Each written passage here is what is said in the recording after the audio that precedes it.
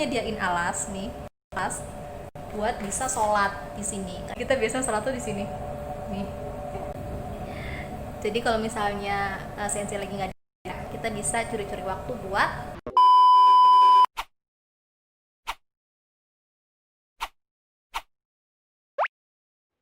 Japan Edition Part 3. Tantangan bagi seorang muslim di Jepang.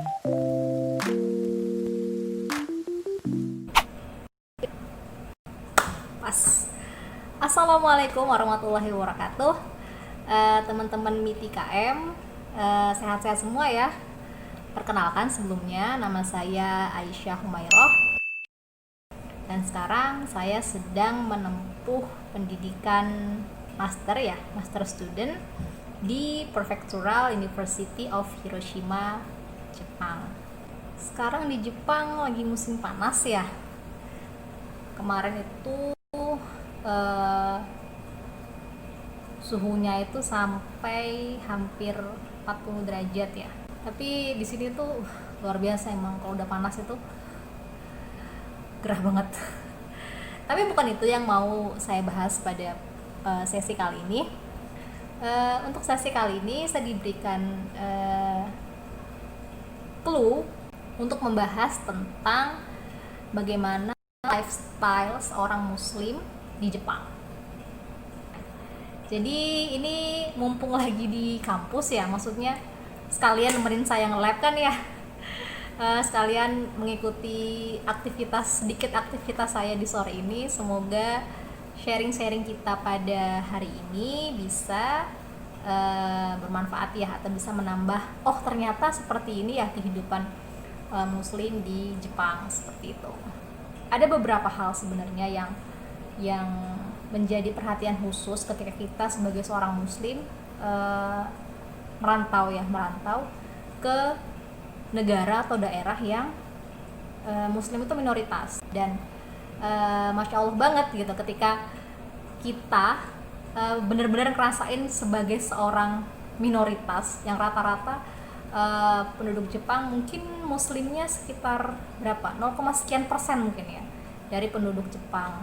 Tantangan pertama bagi teman-teman yang lanjut studi di luar negeri, atau ada kerjaan di luar negeri, atau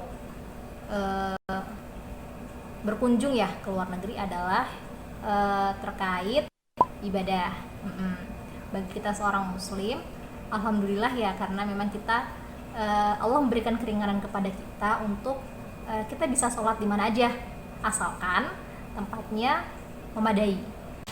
Kita bisa nyari dulu tempat-tempat yang aman nih, tempat-tempat yang tidak mencolok. Nah, di situ kita sholat. Biasanya itu di pojokan mall atau di pojokan taman, seperti itu. Tempat yang sepi. Jadi kemana-mana itu kita bawa ini semacam alas buat sholat. Jadi agar bisa available di mana aja kita buat sholat, seperti itu.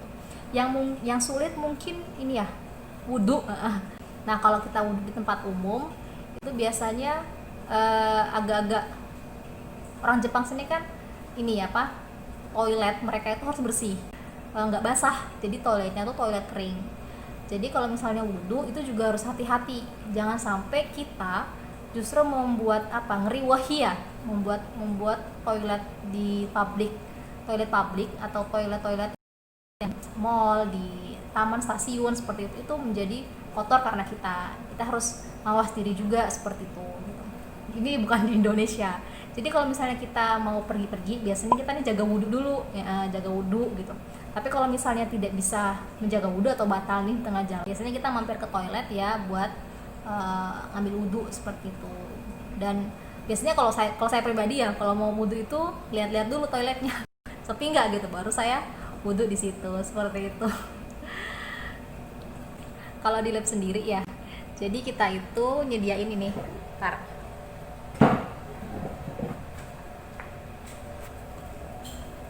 nyediain ini karet. Jadi kita tuh nyediain alas nih, buat bisa sholat di sini. Kita biasa sholat tuh di sini. Nih. Jadi kalau misalnya sensi lagi nggak ada, kita bisa curi-curi waktu buat sholat. Ya sebenarnya intinya tergantung kita sendiri ya, tergantung apa ya namanya, pintar-pintarnya kita sendiri ya buat bagi waktu, buat ngecek juga. Oh iya, jangan lupa juga kita itu harus update masalah waktu waktu sholat, karena waktu sholat kan juga tergantung dengan musim. Kalau musim panas itu bisa maghribnya itu bisa lebih lama, bisa sampai 7:30 seperti itu. Kalau musim dingin itu maghribnya bisa cepet, jam itu biasanya sudah maghrib seperti itu. Jadi harus apa ya, harus sering-sering cek aplikasi sholat, pengingat sholat tuh, biar nggak salah jadwal sholat seperti itu. Sebenarnya juga kalau di kampus saya sendiri yaitu menyediakan playroom. Mereka menyediakan playroom, 2 playroom, 1 buat laki-laki, 1 buat perempuan. Tapi playroomnya itu ada di sebelah sana tuh, di gedung sebelah. Jauh kan dari ruangan, bukan ruangan, dari lab saya pribadi itu jauh. Jadi kadang-kadang kalau misalnya kita mau sholat ya nyuri-nyuri tempat di lab kayak gitu. Oh iya, untuk fasilitas yang ada di playroom, saya kemarin sempat bikin video singkat ya terkait touring isi playroom nih, bisa dilihat di sini. Ini adalah playroom yang disediakan oleh kampus saya ya. Fasilitasnya ada disediain wastafel, jadi kita wudhunya di situ karena nggak ada tempat wudhu ya, jadi kita wudhunya di situ. Terus itu sajadah dan karpet kita bawa sendiri. Terus ini ada lemari ya buat nyimpan barang-barang, ada mukena juga, itu juga dibawa sendiri, maksudnya kita yang nyediain, bukan dari kampus. Terus ada sofa, jadi selain untuk tempat sholat ya, kita juga sering pakai ini untuk istirahat kalau lagi siang, istirahat siang maksudnya. Kurang lebih seperti itu isinya. Kendala kedua adalah tentang makanan. Nah, kita sebagai seorang muslim kan nggak boleh sembarang makan nih. Harus yang nggak cuma baik tapi juga halal. Sesuatu yang baik itu juga belum tentu halal ya kan, dan sesuatu yang halal harus baik gitu, sehingga aman untuk dikonsumsi kita sebagai seorang muslim. Untuk di Sobara sendiri cuma ada 1 ya restoran halal yang dia menjual semacam kari dari India yang bisa kita itu untuk konsumsi seperti itu. Selain itu nggak ada kalau untuk daging halal kita cuma bisa beli 1 ayam satu jenis ayam import dari Brazil dan ada stempel halalnya seperti itu, alhamdulillah. Oh iya, kalau misalnya di Hiroshima kota, kalau kita lagi jalan-jalan ke Hiroshima kota, di pusat kota Hiroshima itu ada namanya halal shop. Jadi kita kalau misalnya lagi free, ada waktu free gitu untuk jalan-jalan keluar dari Sobara, kita biasanya ke Hiroshima untuk nyetok nyetok barang-barang atau nyetok ya bumbu-bumbu Indonesia maupun makanan-makanan halal lainnya. Terus kalau misalnya kita nggak sempat kemana-mana dan pengen nih pengen beli barang-barang dari Indonesia, maksudnya bumbu-bumbu dari Indonesia atau makanan-makanan halal, itu kita bisa beli di online shop. Saya pikir juga beberapa teman-teman nggak cuma di Hiroshima ya, nggak cuma di Sobara, tapi di kota-kota lain itu juga ngelakuin hal sama. Kalau lagi pengen sesuatu ya akhirnya kita online shop seperti itu. Baik teman-teman MITI KM, cukup sekian dulu ya cerita tentang bagaimana kehidupan muslim di Jepang. Semoga cerita tadi bisa bermanfaat ya bagi teman-teman semuanya. Terima kasih. See you minasan.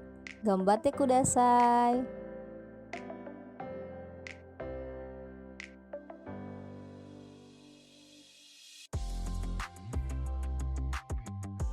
Untuk teman-teman yang sudah menonton video ini, terima kasih banyak ya. Like, comment, subscribe, Dan yang penting, share ke teman-teman kalian yang pengen banget lanjut studi di Jepang. Wassalamualaikum warahmatullahi wabarakatuh.